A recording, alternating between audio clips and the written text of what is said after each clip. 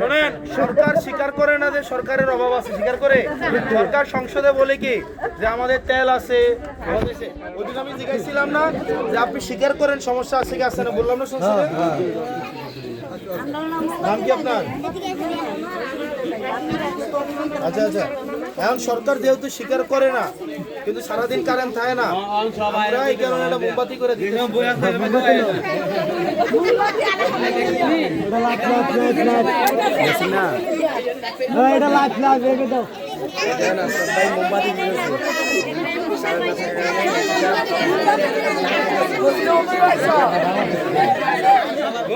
আপনার কাপড়টা সুন্দর আছে।